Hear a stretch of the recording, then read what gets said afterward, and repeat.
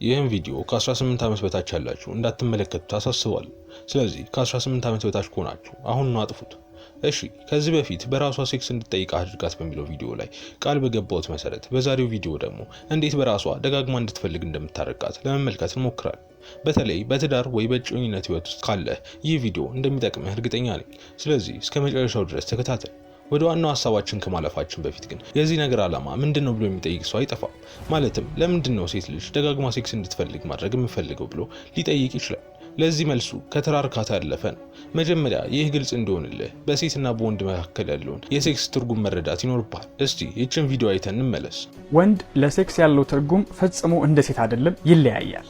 ለወንድ በጣም ኖርማል እና ጊዜያዊ ስሜት ብቻ ነው። ፍቅሩን የሚገልጽበት መንገድ አይደለም።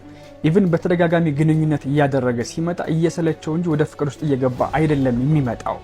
በነገራችን ላይ አንድ ወንድ ያያትን ሴት ለጾታዊ ግንኙነት ለመመኘት የአንድን ሰከንድ 5ኛ ያክል የሚፈጅበት በጣም ፈጣን ነው። ለምን ካላችሁኝ ቆንጆ ነገር ማየት ብቻ ለየትኛውም ወንድ በቂ ነው። ይሄ አብዛኛው ዓለም ላይ ያለ ወንድ ባዮሎጂካል ስሪት ነው። ኢቭን ከግንኙነት በኋላ ሌላ ሴት ሁሉ ሊመለከት ይችላል። በዚህ ምክንያት የፍቅር አጋሩ ልትበሳጭ ልትናደድ ትችላለች። ለምን እንደምትበሳጭ ለምን እንደዛ እንደምትሆን ግን ፈጽሞ ላይገባው ይችላል ማለት ነው። ነገር ግን ብዙ ወንድ የመተው ፍርሃት ስላለበት በተደጋጋሚ ግንኙነት ካደረጋት ሴት ጋር ሳይወዳት የሚቆየው እንዳትተወው፣ እንዳትርቀው፣ እንዳትሄድ ስለሚፈልግ ነው። ስለዚህ ልትርቀውና ልትተወው እንደሆነ ሲያውቅ ይህ የመተው ፍርሃቱ ፍቅሩ እንዲጨምር ያደርገውና ከሷ ጋር ይበልጥ እንዲቆራኝና እንዲቆይ ያስገድደዋል ማለት ነው። እሺ አሁን እንደተመለከትከው ወንድ ልጅ ሴክስን የሚፈልገው በአብዛኛው ለተራ ስሜት ነው። ለዛም ነው ከፍቅረኛው ውጭ ያሉ ሴቶች ሰውነት የሚማርከው። እና ግን እንዳለው አብሯት የሚቆይበት ምክንያት የመተው ፍርሃት ስላለበት ነው። በአጭሩ ስለሚወዳት አብሯት ይቆያል። ምክንያቱም ትታው ስትሄድ ያለው የልብ ስብራት ከባድ እንደሆነ ስለሚያውቅ ማለት ነው። አሁን ደግሞ እስኪ ለሴቶች ያለውን ትርጉም እንመልከት።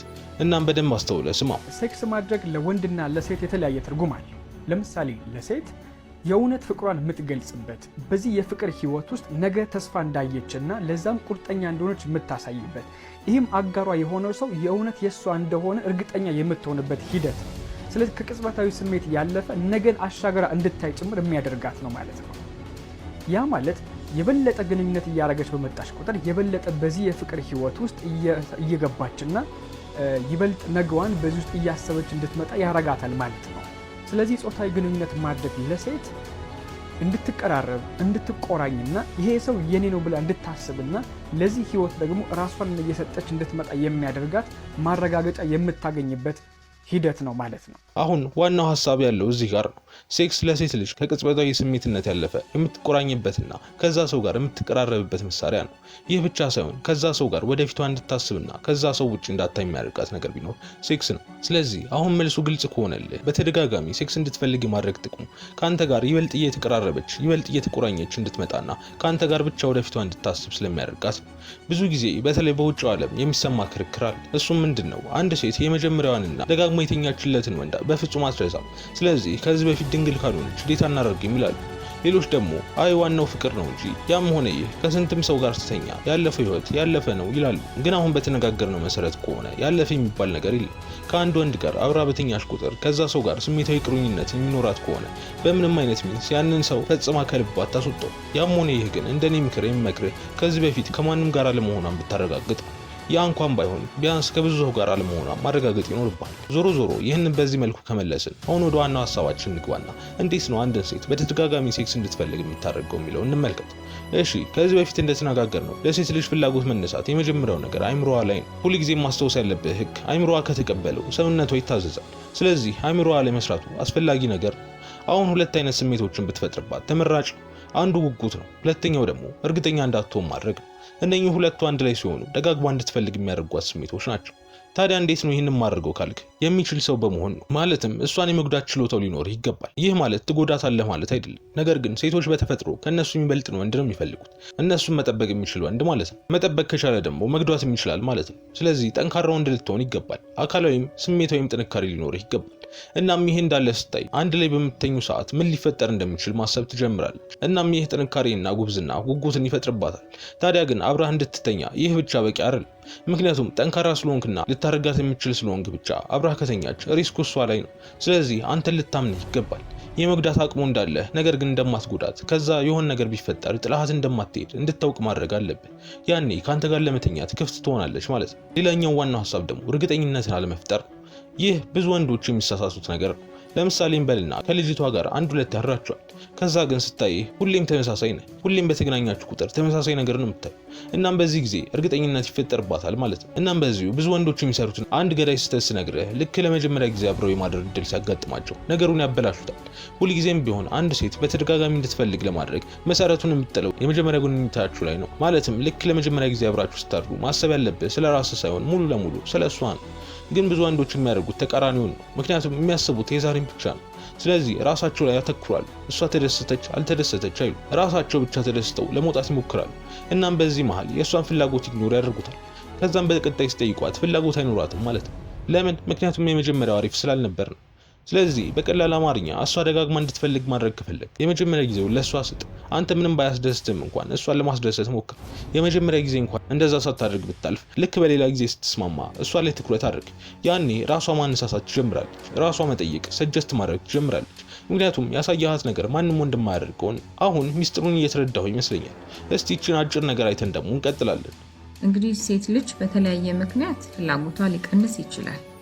እድሜ፣ የልጅ በሚመጣ ጊዜ፣ አንዳንድ ሆርሞን እጥረቶች ሲያጋጥማት፣ ማህፀን ውስጥ ያለ ኢንፌክሽን ካለ፣ ህመም ካላት፣ ተጓዳኝ ህመሞች ካሉ፣ ለነሱ የሚሰጡ መድኃኒቶች ካሉ እነዚህ ሁሉ የሴት ልጅ ፍላጎት ሊቀንሱ የሚችሉ ናቸው። እንዲሁም በግንኙነት ምንም አይነት እርካታ ኤክስፒሪየንስ ማታረግ ከሆነ ፍላጎቷ እየቀነሰ ይሄዳል ማለት ነው። እሺ እዚህ ጋር ያዝልኝና ምንድን ነው ያለችው?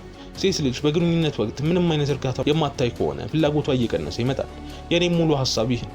አንድ ሴት ፍላጎቷ እየቀነሰ እንደሆነ ካየህባት፣ እንዲሁም በተደጋጋሚ የማድረግ ፍላጎት ማታሳይ ከሆነ ምንም አይነት ደስታ ወይም እርካታ ስለማይሰማት ሜቢ ልታስመስል ትችላለች፣ ወይ ደግሞ አንተ እንዳይሰማህ በማለት ደስ እንዳላት ልትሆን ትችላለች። ነገር ግን የምር እስካልሆነ ድረስ በተደጋጋሚ ልትፈልጋች። ስለዚህ አሁን ዋናው ጥያቄ የሚሆነው እንዴት ነው ላስደስታት የምንችለው የሚል።